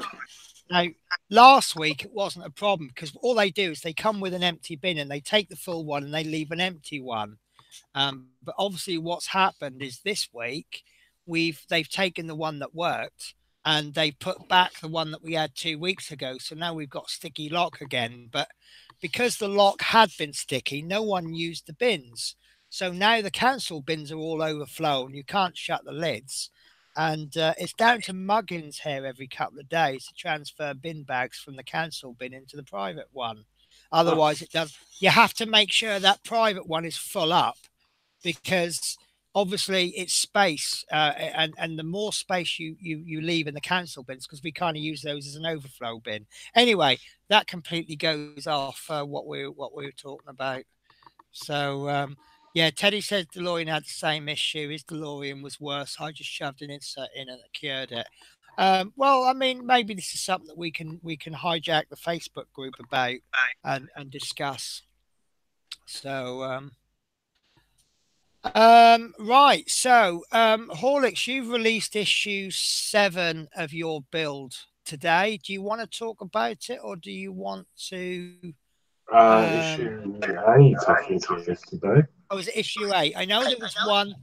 Normally I get the chance to watch it after work, and I must confess I've not had a chance to look today. Oh, I've had a new subscriber. Figure Sweet. Thank you very much. Yeah, I think it was issue 8 I was on. I can't remember, Yeah, I'm just going through my Yeah, issue 8. Issue 8, yeah. So I've not had a chance to look at it now. Issue 8, is that the wheel? Yeah, that's doing the wheel. Yeah, and then issue 9 and 10 is a repeat of 7 and 8. Yeah, that's right. Yeah. Oh, bless you. On the axle, yeah. Oh, yeah, sorry. Thank you, Chris. We've forgotten next week. Yeah. Ooh. Oh, mustn't forget next week. Now Okay. I'm actually slightly confused. I'll just pull this up first. Because this is what I was expecting next week. If I can find it. Right, this is our little cheat sheet. And it says that issue 33 is going to be fitting the front right wheel arch, which makes sense, doesn't it? Now, if we look at the picture and we read the words, it says the fuel tank fuel filler with cap and safety bars are fitted to the subframe. The safety bars were to prevent people from rolling under the bus. Now, that's actually what I'm expecting in issue 34. Fuel tank, fuel filler and safety bars. Yeah. But if you look at the picture, it seems to be the description that we issue 33 is fitting the front right wheel arch, and that to me looks like the front right wheel arch. It does, so I wonder, it looks like they've got the picture of issue 33, but the words of what's coming in issue 34. Would you guys agree with that? I would. Yeah. Because that doesn't look like a fuel tank, fuel filler, and safety bars to me. No, it doesn't. But yeah, that's I think it's safe to assume. But it looks like, now I say this a lot and get it wrong, it looks like we've not got as much to do next week, which I'm actually starting to get to the stage where I'm starting to say that's not necessarily a bad thing. When you're a subscriber, you get four issues at a time. Do you really want to receive 4 massive builds? Maybe it's nice to get a little break. And I'm also wondering whether there'd be another LED fitting like the last issue, because obviously there's another headlight the other side. So I'm wondering if it's going to be a sort of a repeat. Yeah, that's a good point. Because we know these are quite vague, as you've experienced before, Penny. Like, you expect just to do that, and then you end up with a massive pack of stuff. Yeah. Sorry, I was just popping my jumper on. Sorry, I've just realised I've just put my work jumper on, so I'm going to have to do something that looks a little bit daft. And I'm going to have to stick some masking tape on my jumper because it's got my works logo on it. And I don't know if I'm allowed to show off it where I work. All the companies have all of these social media rules. So I really am not sure. It would have been actually easy if I just didn't wear this jumper and just wore a different one. But I really can't be bothered getting up and going over there. So I'm going to have to look daft with my masking tape on. So there you go. Oh, no, you can't even see it. Anyway, look, there's my masking tape. So, yeah. No, I forgot you can't even see that before you can. If I do that, you can. So, do you like my massive oversized jumper? It's really warm, really, really warm. And it's not too heavy either. So next week it looks like, regardless of what the magazine says, I would bank on us doing a wheel arch. And as I say, we don't, we say, oh, there isn't much to do. Well, I wouldn't go, oh, we haven't got much to do. It's to be honest with you, I'm starting to get to the point where I'm thinking, hey, we haven't got so much to do next week. To do with the rest, we'll try and find some interesting things to talk about just in case it is a short build. But to be fair, when have we had a short build over the last, 8 weeks? So we haven't really, have we? No, there's been so much to do. Even when we've not received many parts. I mean, this week it was fairly part light, wasn't it? But it was still a lot to do. Mm. So it's definitely quality over quantity. Does anybody have? Sorry, Teddy, you've put. Wasn't this the same problem in the past over the fuel tank? Sorry, can you elaborate on that? Because I obviously you say a comment at a certain point, and by the time I finish talking, I forget the context of it. Um, so what? Right, Chris, what I would advise you on this issue is quite simply take your time. This is normally the advice I give with every issue. Take your time, read the magazine twice. My granddad used to have a saying for when he used to do DIY. I bet you've heard of this saying, Dave. Measure twice, cut once. Yeah. And what that basically means, not necessarily anything to do with measuring and cutting.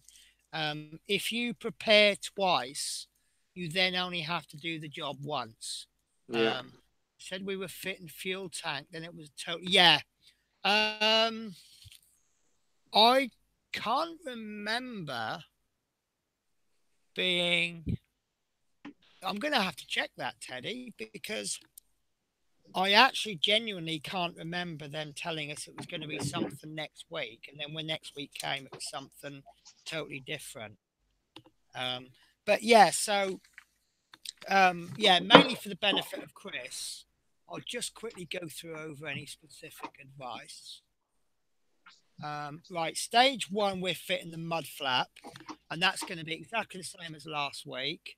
Yes, we are, Chris. Yes. Just be careful and go a bit steady with it. Make sure you got your screws lined up. Part two is take your time and be a bit steady. Make sure you've got that in the right hole. Same with stage three. Stage four looks quite complicated, and to be fair, it is quite complicated. I don't know if you watched this right from the beginning, Chris, but we had to read this about 3 times, didn't we, Horlicks? Yeah. Okay. So what we actually did is we went, right, let's just look at one sentence, forget the rest. And then we literally did it sentence by sentence. And even I got in a bit of a muddle with this. And then stage five, we just, again, take it steady, read the instructions. And then stage six was actually quite simple. Be ready to have to loosen off your little cable clips, tighten them, loosen them. Yeah, no problems, Alan. Thank you very much. Okay, so if you've watched it from the beginning, but you know, as you know, Chris, I mean, you personally, you've got my contact details. You know, I don't mind helping when I can. So, is there anything else to add then? Oh yeah, we forgot the assembly guide, didn't we? That assembly guide actually makes it look like there isn't a lot to do. Although there was no, there wasn't much to do, was there? There was just, it was complex. I think, yeah, it was just a bit fiddly, some of it. Like making sure that the obviously the wire was long enough. Yeah.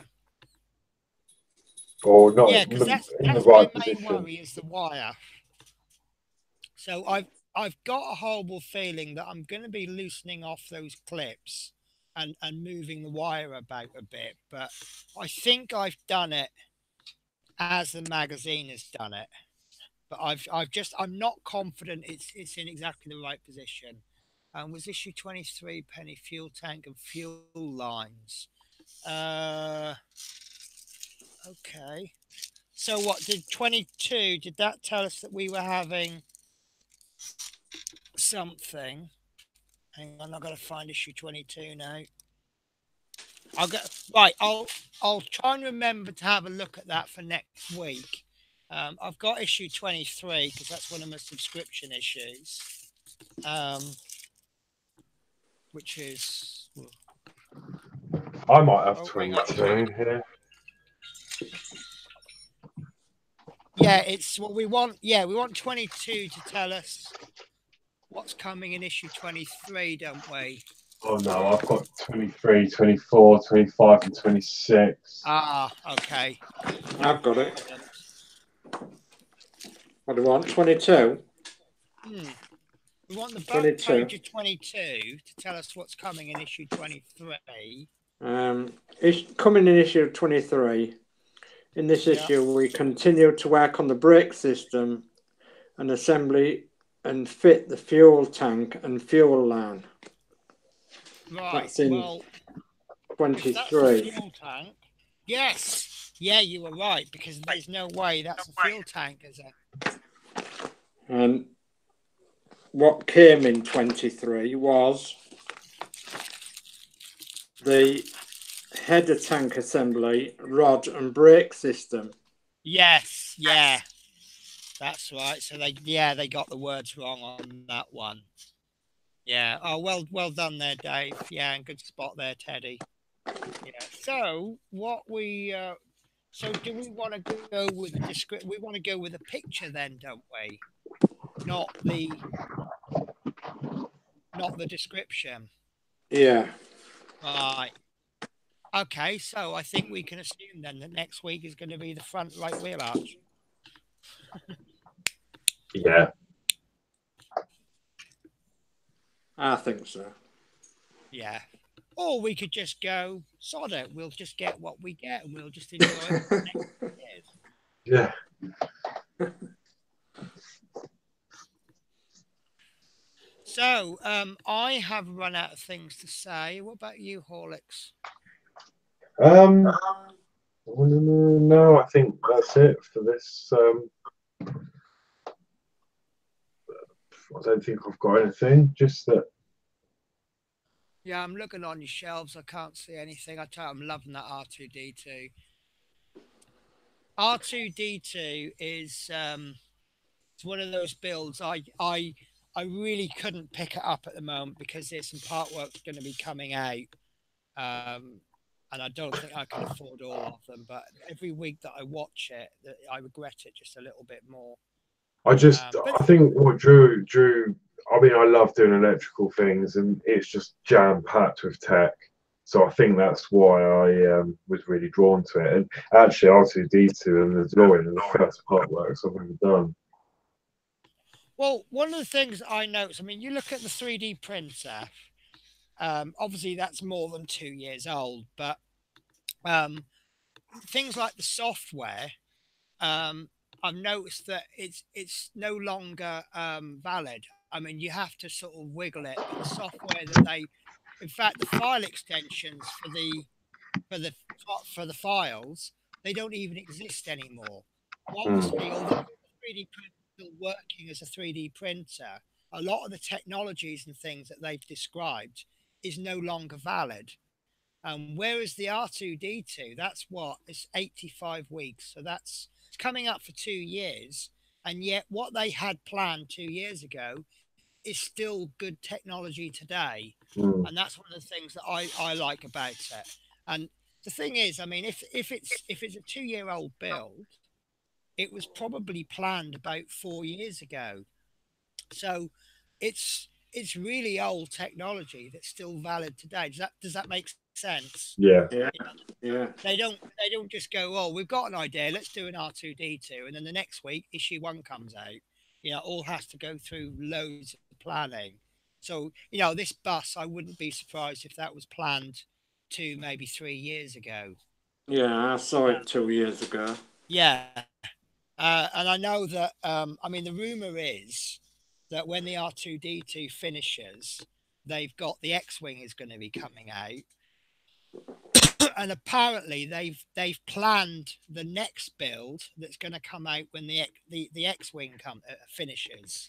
So if that's a part, they've already got the part work ready and planned and everything.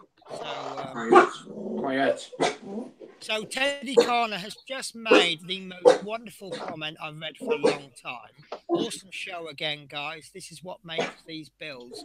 I totally agree. I mean, you can sit in the corner of your bedroom or on your kitchen table and you can build it all on your own, and your friends can come round and say what fabulous build it is. But I think it's all about bringing the community together. And I mean, I didn't know you guys before January, Yeah. and our paths would probably never have crossed. But I've kind of come to know you all as good friends. And last week I went out and visited someone. I'm really good friends with Horlicks and Dave, and there's people I only know as names, but I regard them as friends. The Teddy Connors, the Pauls, the Dave Mill, you know, uh, Chris Camplings. The list can go on and on and on.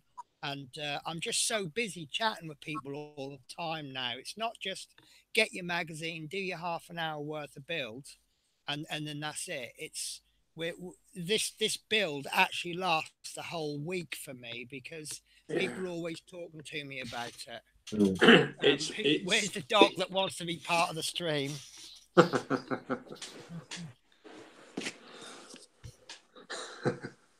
So I'm trying to get this to do the flicky thing when people talk, but it's doesn't seem to be working. I'm not good with this. Oh, you seem to have frozen on my screen like We moving. I think Penny's moving. There you go. It's done it. There we go. It's you now, Dan. And that's me. Horlicks, do you want to say something? I can do, yeah. What would you like me to say? Yeah, that's working fine. Yeah. I seem to have this. This is quite funny. Let me just do it on camera. You should just seem to be stuck as a.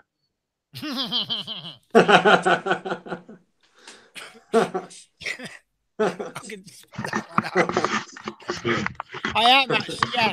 It's happened on mine. Are we still streaming? Yeah. Still live. On mine. Still live. That's got to be a caption competition, isn't it? It looks like something's blown up. And you're oh, there you go. I'm back. I've hit the refresh button, but my caption would have been, you should have seen the one that got away. So, Dave, who's your football team then? My football team? Sorry, wow. Dave Mills. Sorry, I apologise. Oh. Dave just put his football team got beat again. Oh, dear. I've taken great delight in teasing someone today because yesterday in the Cup, Newport got beaten 3-0 by Oxford, but they were 2-0 down after 4 minutes. So I went in today and I said, John, I'm going to give you a hug. I said, I'm going to console you. In fact, I'm going to make sure the hug lasts at least 4 minutes. And he's like, oh, go away. So, Newcastle. Well, I hear Newcastle are actually renaming their team. They're now actually going to be called Newcastle United Nil.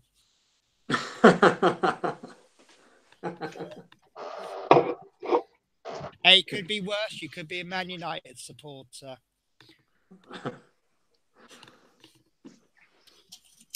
Right. So, are you guys all right if I end the show now?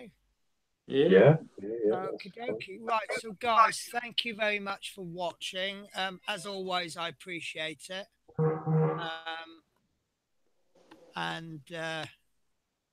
Yeah, I'll see you all next week where we will be doing either a wheel arch or something else. But we think we're going to be doing it could be a fuel tank, fuel filler. Actually, that's the second time they told us we're doing a fuel tank. Yeah. Because the other issue did say, yeah, we might be doing a fuel tank, we might be doing a wheel arch. Okay, guys. So I'll speak to you all next week. Take care. Love you all as normal. Bye bye. Yeah, night all.